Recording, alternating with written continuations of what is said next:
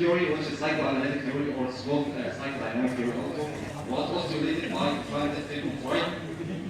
It says that the mood disorders is caused by previous childhood events that are locked in our subconscious and causes mood disorders like depression and unipolar effects later on in older ages.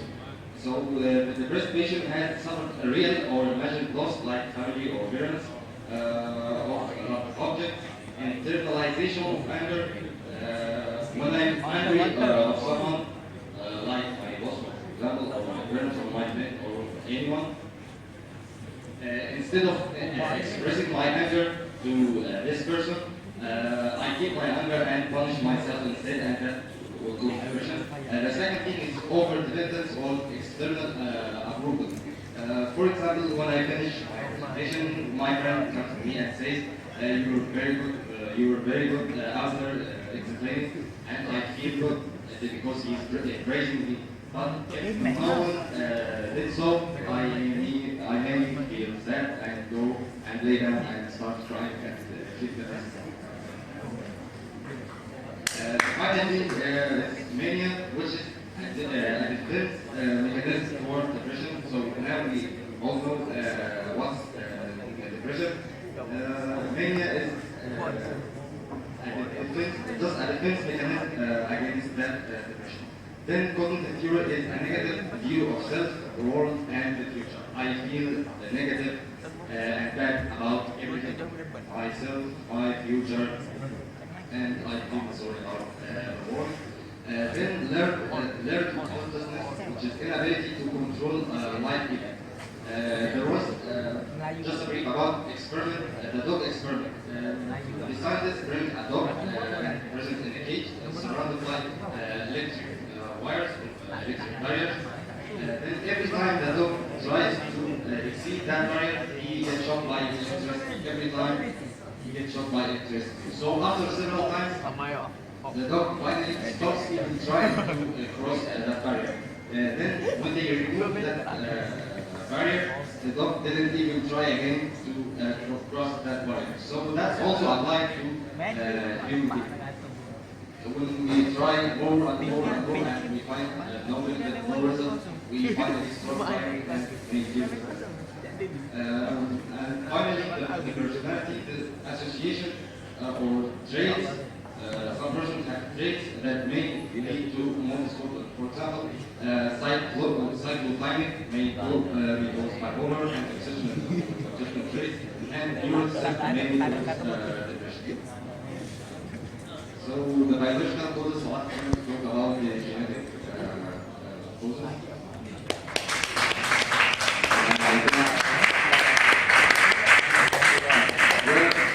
One of the most important aspects of that disease is the genetic base, because this disease is mainly related to specific forms of genes, abnormal forms of the genes, which control how the brain cells can communicate with each other and send information to each other.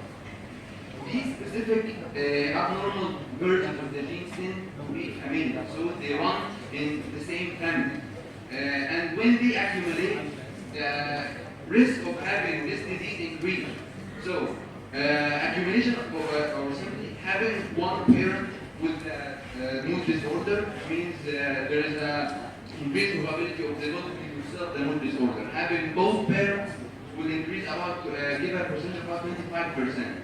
There will be another 25% risk if only one of the parents is affected, as I mentioned. And in regarding twins, we have identical twins and non-identical twins. The non-identical twins will have 25% risk if you have a non-identical twin or both parents are affected. And finally, if you have an identical twin with the same, with the mood disorder, the risk increases about 8-fold. So, because they basically share the same genetic material. And we have the hypothalamic.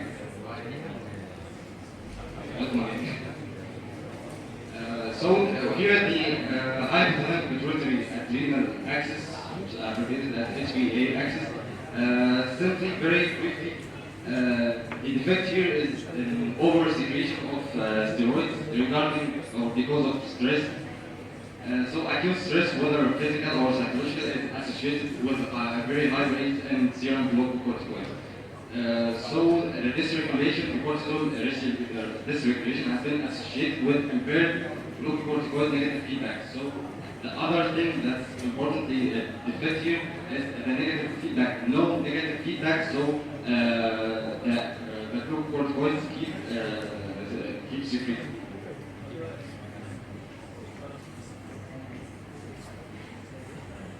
So this leads to continuous activation of the HPA axis starting from the hypothalamus to the pituitary gland and to the adrenal cortex, overstimulation and effect in the negative feedback. So that will cause desensitization of the receptors, and that mainly in turn explains the change in the mood, fatigue, appetite, and sensitivity to pain. Libido, and on the cellular stage, it causes neurotic cell apoptosis. And this diagram summarizes the whole idea. So next, the neurotransmitters. Some neurotransmitters are associated norepinephrine. So there is, the study shows that there is a relation of adrenergic receptors and clinical antidepressant response. That's probably the most compelling piece of evidence indicating the direct role for the adrenergic system in depression. And serotonin, it's the hormone of happiness. Research also shows that depletion of serotonin may participate in depression. Also, serotonin reuptake inhibitors shows a big improvement in treating the depression. So the role of serotonin is very big, and dopamine is responsible for the reward center. And very high amount of dopamine may lead to bipolar or the mania in the mania phase in the bipolar. And finally, GABA, which regulates the norepinephrine and dopamine secretion.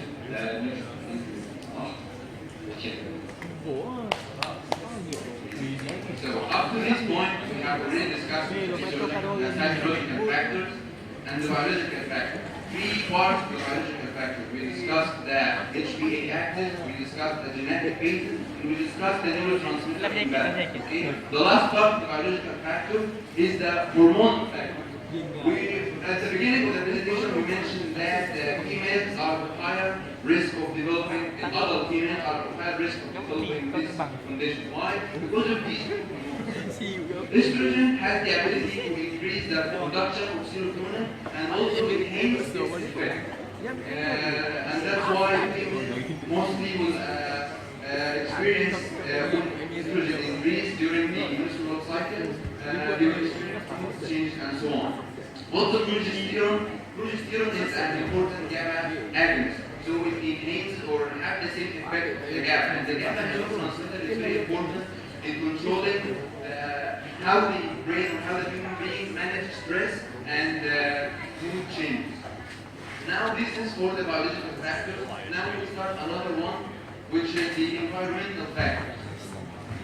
The environmental factors mainly are triggers that will surround the patient and will stimulate him or will induce the manic or the depression disorders. They might be a stressful life events such as breakups or job loss or a death of a loved person, or unaltered health habits such as irregular sleep will cause a sleep problem. Also, we have a childhood traumatic incident. This is very important. And finally, the seasonal factors, because during the change of season, especially in spring, this will affect this will stimulate some changes, because scientifically, you know that when spring arrives, the duration of life of the day will change, because the day will be longer and the night will be shorter. So the effect of the day will have an impact on a certain structure in our brain called the pineal gland, which is secrete called the melatonin. This will stimulate mood changes on. But we should know that you and me will not have the same coping skills against the same stress. So you may be stronger than me, so you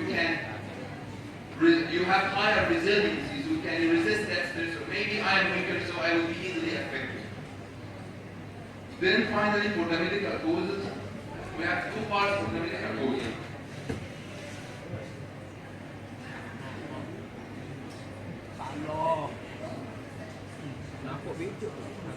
Okay, thank you.